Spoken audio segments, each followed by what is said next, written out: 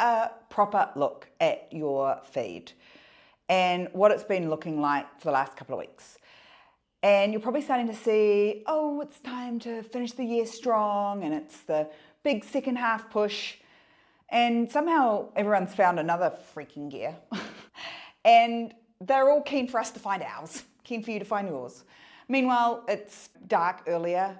You're halfway through a year that started with a long list of things, and you're feeling like maybe, if you're lucky, you've done a third of it. All of a sudden, you feel that gut punch, that drop, that tightening in your throat. This shit. I'm behind again. I want to do my best to talk you out of it. That sinking feeling. I don't do motivational well. I don't even do pep talks particularly well. But I want to give you a better read of where you actually are, because I think you've probably been handed the wrong set of rules for this part of the year.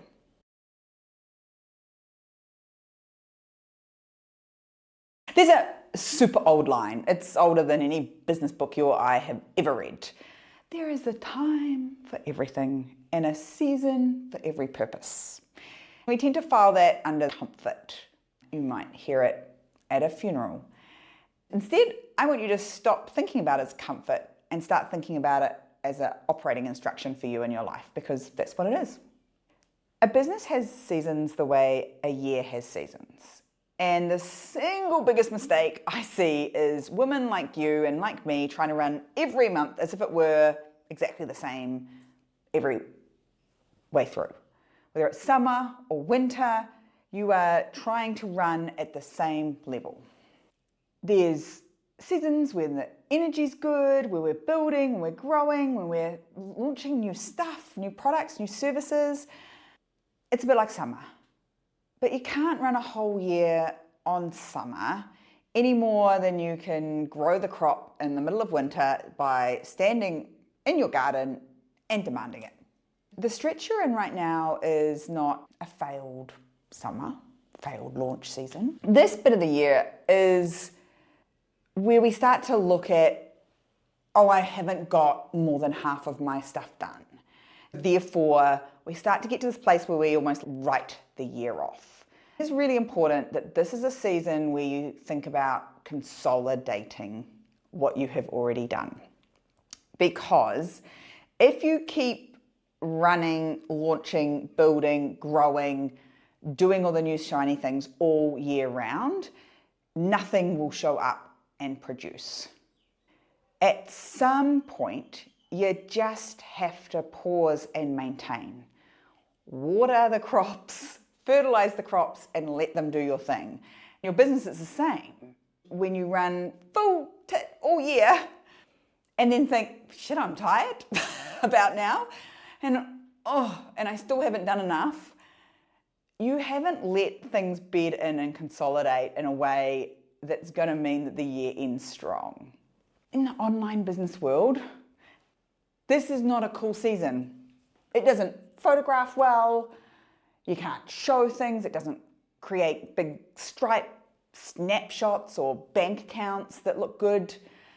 They don't talk about it because it ain't sexy. Consolidation and maintenance is not sexy. If you think about garden, I don't even know why I'm using garden as an analogy, because if you know anything about me, you know I breathe in the wrong direction of plants and they die. But I did grow up on a farm, and my mum is and my gran was a very capable gardener. If you think about the veggie garden in winter, it's producing some things, but there's a lot of digging up, getting things ready, not showing anything yet. So that when we come out the other side in spring, the shoots will come through. There's been some harvesting in autumn, there's been some prepping of the land in winter, and in spring we're going to get the shoots of what's coming through. What you need to remember with your business is that if you keep going and re-digging over the ground that you've already done and you've already built, instead of letting it have time to consolidate in and maintain it a little bit, you're going to end up with just a big muddy mess and dead plants. Think about it like this.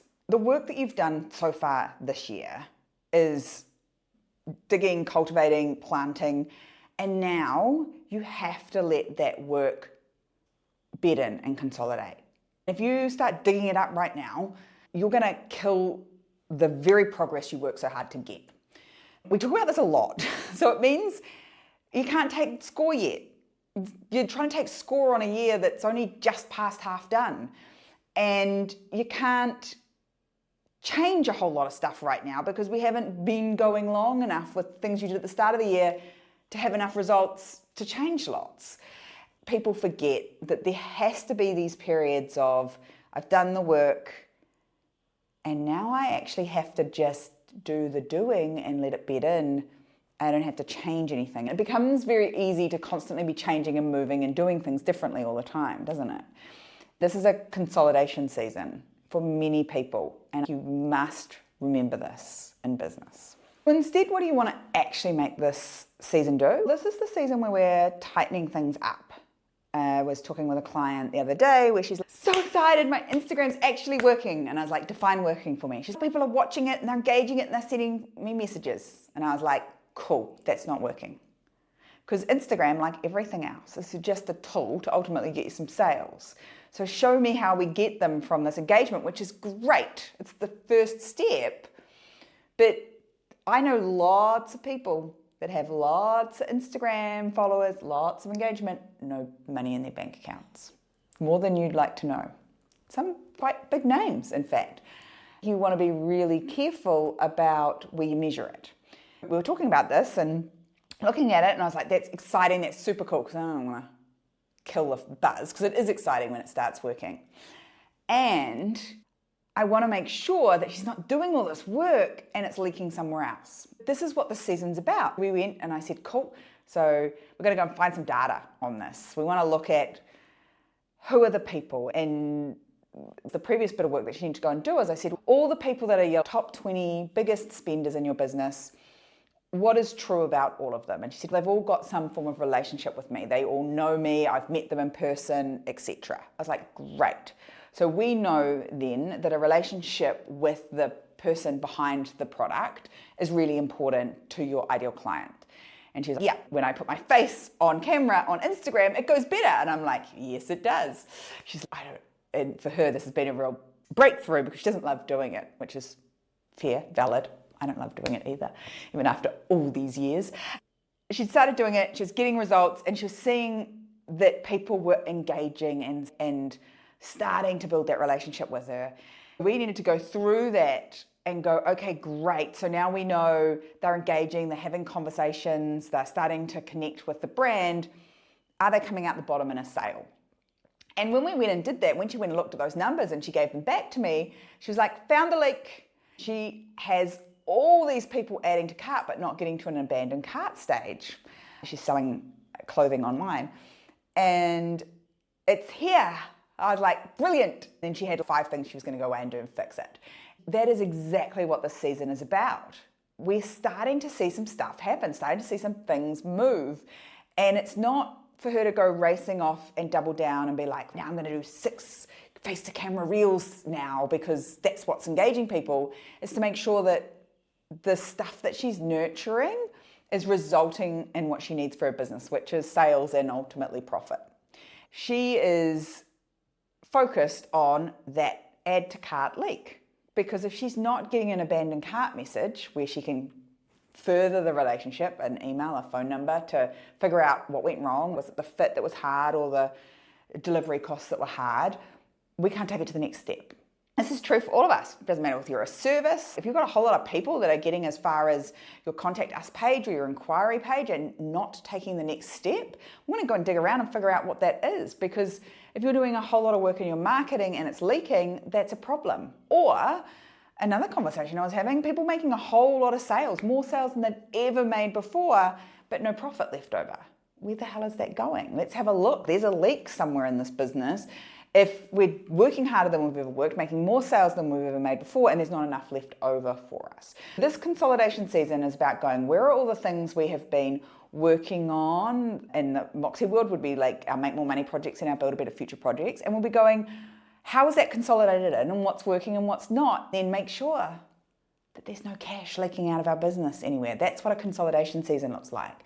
It looks like where team members were having to work efficiently or harder previously, and you made some changes to make it more efficient, making sure it's not having any unintended consequences further down the track. It's not negatively impacting other team members or your client experience. It's about checking in and making sure that the hypothesis you had about your business and the changes you've made is actually starting to show in the results that you're getting. Once you've found those things, it's probably doing some boring stuff. It's maybe doing some systems work that makes the next piece of work easier. Like the client that's building those dashboards and going, okay, cool, so now these numbers tell me where I'm leaking so I can fix it. Maybe it's time for paying down some debt. Maybe it's time for working on your database and connecting with them more often. Maybe it's about having a conversation with a team member that you've been putting off. So think about this time of the year for holding a really small number of things that matter and letting everything else wait. Because not right now, if you're feeling that way, if you're feeling that, oh my God, I'm behind, now is not the time to do a whole brand new thing and exhaust yourself further. If you've been feeling that, oh shit, I'm behind, don't let that be the thing that frightens you to go and quickly make changes. That drop, that feeling that you're behind's not a verdict that you should be listening to. It's you grading a consolidation season against everybody's go levels, and consolidation seasons matter. If you came into 2026 full noise, if you came into the year full noise and you're getting to this time of the year and you're thinking, oh, I haven't done enough, don't keep going. Stop, consolidate, make it work so that you can finish the end of the year without being burnt out. The science behind this matters too, right? Because we don't have energy that runs in a flat line as women. We can't simply push harder to get through. Our energy moves in cycles across months, across seasons of life, and you trying to keep going at that constant output isn't going to work for you. That will ultimately exhaust you by the end of the year. Just leave behind that constant need for go and allow for these seasons. One of the things I've been coming back to recently is music. Thanks to my daughter. I used to, as a teenager, as a student, used to play a lot of music, used to dance. I didn't sing like Scarlett. But coming back to music and recognizing that what makes it music is not always the notes, it's the space between it, it's the pauses, it's the holds. The Japanese have this concept as well. It's the concept of ma. It's the meaningful pause. When we talk about the space between the notes that makes it music instead of just noise, the ma's really important. It's not just an empty space. It's got a purposeful reason for being there. If you think about this season as your ma, it's not the year going quiet because you failed. It's the pause that makes the next phrase of music, the next movement possible. If you choose what matters most for this season and focus on it, be really deliberate about it and be brutal in keeping it tight and short. 2, maybe 3 things that you've got to keep really tight and really consolidate them. Then run everything past that. Opportunities, requests, big ideas, the late night. This must serve these things that you're consolidating right now. Because this can be a time of year where you can start to get a lot of great ideas. This is where you need your great ideas car park. They might have to go and be parked for a little bit. Because if these things aren't serving what the season is for right now, that consolidation, we're not saying no forever, we're just saying not right now. The nervous system will really feel the difference between those things. You might feel a bit guilty about it, you might feel a bit uncomfortable with it. And the fact that your nervous system will feel calmer because you haven't rushed through it, you've taken time to pause and consolidate, make a huge difference to the end of the year.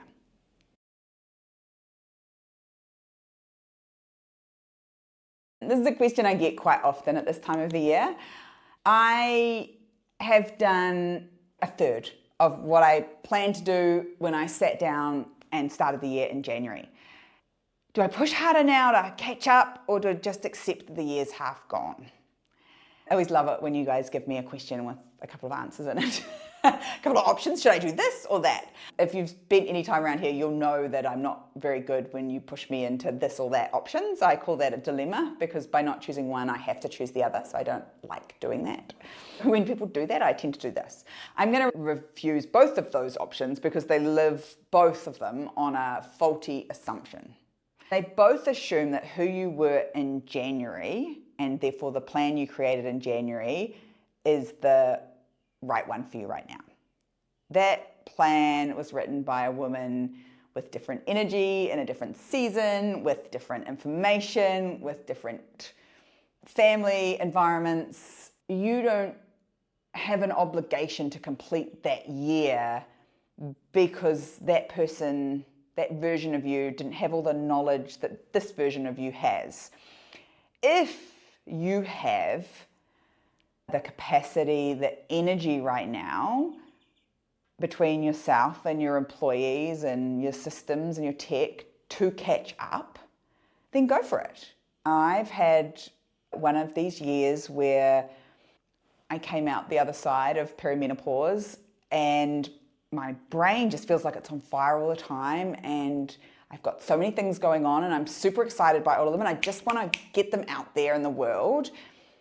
I have the energy and the capacity for that, and my systems and my team are there for me right now to do that. I can go and play a bit of catch up. It's not catch up, it's right where I'm supposed to be, but it would look like catch up on, here are some things for the last 24 and 25 that I could have been doing, which I didn't do, and now I've got the capacity to do them right now. So if you've got that and you feel that energy in this part of the year, go for it, catch up. And if you don't, it's completely okay to, in this moment, reassess that list, that year that you planned out at the start of the year, and go, okay, based on what I now know, not with a list of excuses or reasons why you couldn't do it, you just have more complete information. For some of you, you might have better filters now than you had at the start of the year to make better decisions. I would start making those better decisions. Don't carry on doing what past you decided just because you feel committed and obligated to. Look at that list and decide, define, is the next step the thing that you want to do what was on that list in January? And if it's not right with the information, the filters that you have now, that today you has, ready for future you, don't do it. Shift it, adjust it. You don't have to catch up. It's not a race. There's no finish line. This constant need to chase something out in the future must be exhausting. If you have the capacity, do it. If you don't flog yourself to catch up on a plan that no longer works or no longer fits, and also this is not where we write the year off either. Do the third option. Sit down, have a look at where you're at for this season, what's going on, and capacity-wise, what is this season actually for? What energy does it have? With that knowledge, make a much shorter list and let the January list go. Now we can start to work towards the end of the year with a set of realistic filters that will have you coming into the end of 2026 without exhaustion. If you have a January list, and many of us do, I want you to pick it up and have a look at it and go, which things are actually required right now in the environment you're operating in, maybe in your industry, maybe in the business, maybe in what your clients need for you, versus what's just written down there and you feel guilt and obligation to do. Look at what's actually needing to be there, not with the January filter, but with the filter of right now, and cut it right down. Make the list a bit shorter, be a bit smarter, be a little bit more focused. Business success isn't about how much extra can we tape into this, how much more duct tape can we add in to put more in. It's about how precise can we be with our cutting and our removal. If you do that, you'll find that the next chapter, the next season, the run to the end of the year feels a little smoother, a little more easeful. Maybe as a little challenge, there might be just 3 things on that list that don't actually belong in the season anymore, and just cross them off. You'll probably find that reasonably satisfying, I would think. Next time, I want to get straight into the loudest topic in business right now. Has been the loudest topic, I think, for all of 2026. It's the thing that's being sold to you from every freaking direction. And I'm not going to tell you to ignore it. I am going to show you exactly when it becomes rocket fuel and exactly when it becomes one more thing you just feel guilty about not using properly. Till next time, stay moxie.